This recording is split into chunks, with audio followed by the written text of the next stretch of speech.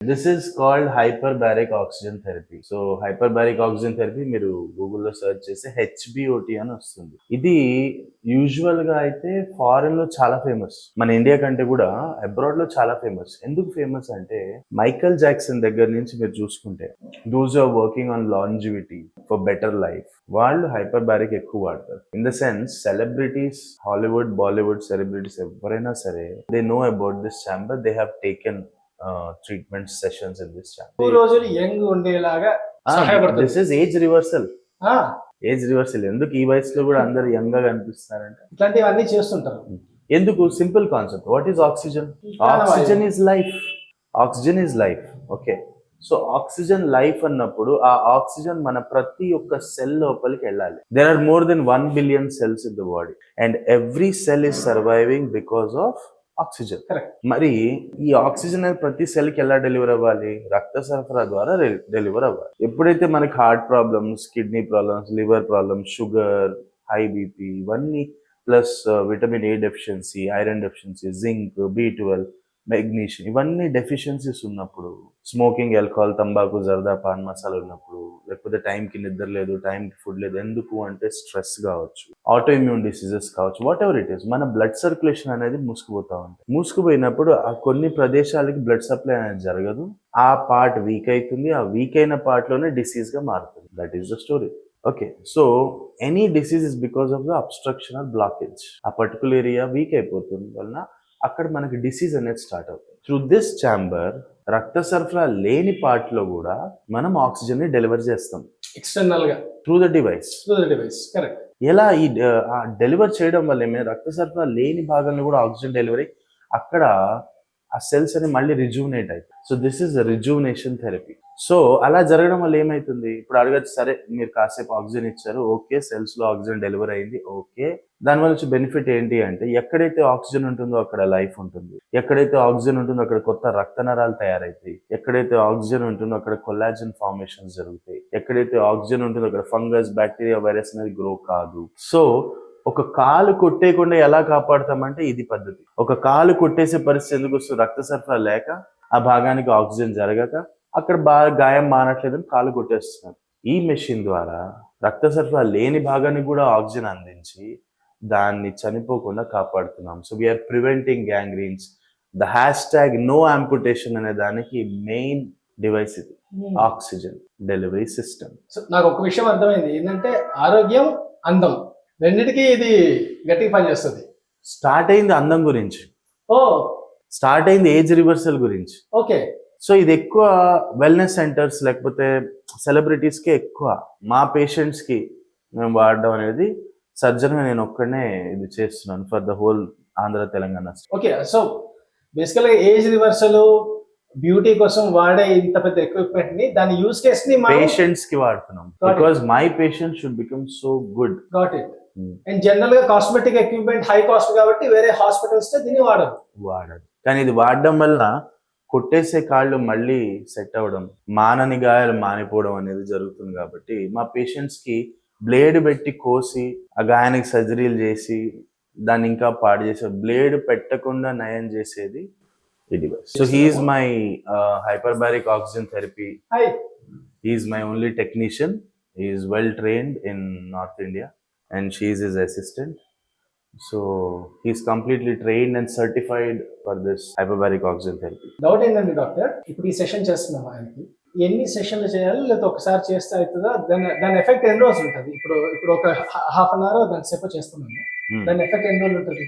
So ideally ఎలా ఉంటుందంటే minimum 10 to 15 sessions కావాలి ఎవ్రీ డే. ఎంతసేపు ఇస్తామంటే 60 minutes to 90 minutes ఇస్తాం. సో ఎవ్రీ డే మనకి 60 minutes to 90 minutes సెషన్ ఉంటుంది బేస్డ్ ఆన్ ద కండిషన్. కాలు కొట్టేసే పరిస్థితి ఉన్న వాళ్ళకి ఒక టైమింగ్, ఒక ప్రెషర్, కాలిపోయిన వాళ్ళకి ఇంకొక టైం, ఇంకొక ప్రెషర్, చిన్న చిన్న పిల్లలు ఆటిజంతో లేకపోతే ఇంకా వేరే న్యూరోలాజికల్ కండిషన్స్ వాళ్ళకి ఒక ప్రెషర్, ఒక టైం, అందం కోసం వచ్చే వాళ్ళకి అంటే వాళ్ళు ఫిజికల్ గా ఫిట్ గానే ఉన్నారు, they just want for wellness, అలాంటి వాళ్ళకి ఒక టైం, ఒక సెషన్, ఒక period. So it varies based on the condition, case కి కండిషన్ బట్టి, సివియారిటీ బట్టి. That is idea. సో ఎప్పుడైతే 1.5 hours ఆక్సిజన్ నీ బాడీలోకి వెళ్తుందో, ప్రెషర్తో ఆక్సిజన్ నీ బాడీలోకి డెలివర్ అవుతుందో, రక్త సరఫరా లేని భాగంలో కూడా ఆక్సిజన్ వెళ్తుంది. That is the concept. ఆ వెళ్ళినది 9 hours దాకా అక్కడ ఉంటున్నాం. బ్లడ్ సప్లై లేని ప్లేస్ లో ఆక్సిజన్ ఎలా డెలివరీ అవుతుందంటే త్రూ ద ప్లాస్మా. ఇప్పుడు కట్ చేస్తే నీరు వస్తుంది కదా, ఇప్పుడు రక్తం లేని ప్లేస్ లో కట్ చేసాం అనుకో నీరు వస్తుంది, ఆ నీరే ప్లాస్మా. ఆ ప్లాస్మాలో ఈ ఆక్సిజన్ డెలివరీ అవుతుంది, అక్కడ స్టే చేస్తుంది 9 hours వరకు. అందుకే యూజువల్ గా మా పేషెంట్స్ అందరూ are very sick no, we ask them to come for the evening sessions. Evening sessions వచ్చి తీసుకుని ఇంటికి వెళ్ళి పడుకున్నారు అనుకో, ఆ 9 hours ఆక్సిజన్ బాడీలో ఉండి హీలింగ్ జరుగుతుంది. ఎందుకంటే నైట్ టైంలోనే గ్రోత్ ఫ్యాక్టర్స్ ఉంటాయి, నైట్ టైంలో గ్రోత్ హార్మోన్స్ రిలీజ్ అవుతాయి, so body improves at night. So healing happens when you're at rest, mentally and physically. So అట్లా కొన్ని సెషన్స్ చేసిన తర్వాత ఏమవుతుందంటే అక్కడున్న వాపంతా తగ్గిపోవడం, లోపల నుంచి ఆక్సిజన్ సప్లై అవుతుంది, లోపల నుంచి ఇన్ఫెక్షన్స్ కంట్రోల్ అయిపోవడం, బ్లేడ్ పెట్టి కోసి దాన్ని పెద్ద గాయంగా మార్చే బదులు ఈ విధంగా లోపల నుంచి హీల్ చేస్తాం. ఇంటర్నల్ హీలింగ్ జరిగితేనే ఎక్స్టర్నల్ గా హీలింగ్ వస్తుంది, కానీ ఇంటర్నల్ హీలింగ్ జరగనప్పుడు ఎక్స్టర్నల్ హీలింగ్ ఎక్స్పెక్ట్ చేయకూడదు. అది కాదు కాబట్టి కొట్టేస్తున్నారు, బ్లేడ్ పెట్టి కొట్టేస్తున్నారు. So in this way internal healing we are doing. High pressure లో ఆక్సిజన్ ని పంపిస్తున్నారా మనుషులకి, number 1. Number 2, concentration of oxygen కూడా ఎక్కువ ఉంది దాని లోపల ఛాంబర్ లో. ఆబ్వియస్లీ 100% ఆక్సిజన్ ఉంటుంది ఈ ఛాంబర్ లో. ఈ ఛాంబర్ లో వేరే గాలి అనేది ఉండదు, ఆక్సిజన్ తప్ప. ఫర్ ఎగ్జాంపుల్ ఏం జరుగుతుందంటే, ఇప్పుడు మనం అందరం ఈ రూమ్ లో ఎందుకున్నాం, ఒక ప్రెషర్ ఉంది, ఒక ఎయిర్ ప్రెషర్ ఉంది, అంత కొంత ఎయిర్ ప్రెషర్ ప్రకారంగా suppose the normal air pressure where we are here now is 760 millimeters of mercury pressure ఉంది, స్టాండర్డ్ ప్రెషర్.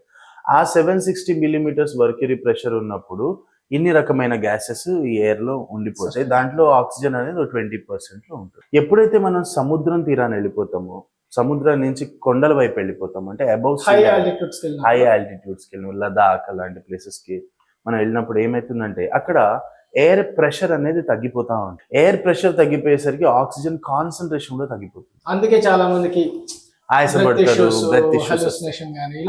ఆక్సిజన్ కాన్సన్ ఎంత పడి 5-6% పడిపోతుంది. Got it. Now what happens when you go submarine, deep sea diving. ఇది కూడా submarine లాగే ఉంది machine ఇది. So deep sea అదే కాన్సెప్ట్ అదే. సో డీప్ సీ డైవింగ్ వెళ్ళినప్పుడు, బాగా లోతుకి వెళ్ళినప్పుడు, సబ్మెరైన్ లో జనాలు వార్ అట్లాంటి కండిషన్, చాలా హై ప్రెషర్ ఉంటుంది. సో నార్మల్ అట్మాస్ఫియర్ కి ప్రెషర్ కి ఇంకా 3, 5, 6 times అంత డీప్ ప్రెషర్ ఉంటుంది. అంత ప్రెషర్ లో నువ్వు ఎలా సర్వైవ్ అవుతున్నావు? అన్ని రకమైన గాలి పీల్చవు, కేవలం ఆక్సిజన్ పీలుస్తావు. అందుకే మీరు సబ్మెరైన్ లో ఉంచేసే పీపుల్ ఎవరైతే ఉంటారో, నేవీ వాళ్ళందరూ, వాళ్ళ ఫిజిక్స్ చూడండి. They are so fair skin, they are so healthy, they are so strong build. ఎందుకంటే వాళ్ళ బాడీలో అణువులో ఆక్సిజన్ నిండిపోయి ఉంటుంది. అదే కాన్సెప్ట్ లో ఇప్పుడు మన పేషెంట్స్ కూడా ఆక్సిజన్ డెలివర్ అవ్వాలి హై ప్రెషర్ లో. సో నార్మల్ అట్మాస్ఫియర్ ప్రెషర్ కి, ఈ లోపల ఉండే అట్మాస్ఫియర్ ప్రెషర్ కి 3 times ఉంటుంది. ఇక్కడ మీరు గమనిస్తే 1.5, 1, 2, 2.5, 3, 3.5, 4, ఈవెన్ 580 అట్మాస్ఫియర్. అంటే 760 millimeters mercury into 5 into 3 based on the condition. Right. అంత హై ప్రెషర్ లో అక్కడ ఆక్సిజన్ ఎంత 100% ఆక్సిజన్. సో ఆ 1 hour ఒక సబ్మెరైన్ లో ఉన్నట్టు ఉంటుంది. మరి లోపల మనకి ఏమైనా తెలుస్తుందా అంటే, పేషెంట్ చూడండి హ్యాపీగా పడుకున్నాడు, టీవీ చూస్తున్నాడు, రిలాక్స్ గా అయి మాట్లాడుతున్నాడు. అదే చూస్తున్నా. ఇది గైస్ ఇక్కడ అసలు ఈ ట్రీట్మెంట్ మామూలు, ఇక్కడ ఒక ఫోన్ ఉంది. ఈ ఫోన్ లో ఇక్కడ ఉన్న టెక్నీషియన్, డాక్టర్ లోపల ఉన్న పేషెంట్ తో మాట్లాడుతుంటారు. సునాయ్ గారా, जो मैं बोल रहा हूँ सुनाई दे रहा आपको? Okay super. ఇట్లా మాడతారు అన్నమాట డాక్టర్ గాని, ఇక్కడ ఉన్న టెక్నీషియన్ గాని. ఈ ఫోన్ లో మాడితే లోపల ఆయనతో మాట్లాడచ్చు అనమాట. ఆయన ఏదైనా చెప్తే మనకి ఇక్కడ వినిపిస్తుంది. ఒకవేళ ఆయనకి ఏదైనా మంచిగా అనిపించకపోయినా, లేకపోతే ఒకసారి బయటికి రావాలన్నా, ఏమైనా ఉన్నా ఇక్కడ డాక్టర్ తో మాడతారు అన్నమాట. ఇది ఫోన్. ఇవన్నీ సబ్మెరైన్ లో ఉన్న కంట్రోల్స్ లాగే ఉన్నాయి. అన్నిటికంటే ఇంపార్టెంట్, ఇందాక నేను వచ్చినప్పుడు ఇక్కడ బెండప్పర ఆర్ఎంపి సినిమా ఆడుతుంది టీవీ. ఇక్కడ ఒక టీవీ కూడా ఉన్నది. సో ఆ లోపల కూర్చొని లోపల సౌండ్ సిస్టమ్ కూడా ఉంటుంది అనమాట. సో గంట సేపు ఉండాలంటే మరి ఈధర్ నిద్ర అవ్వాలా లేకపోతే ఏదైనా చేయాలి కదా. సో అట్లా టీవీ వచ్చిందండి డాక్టర్.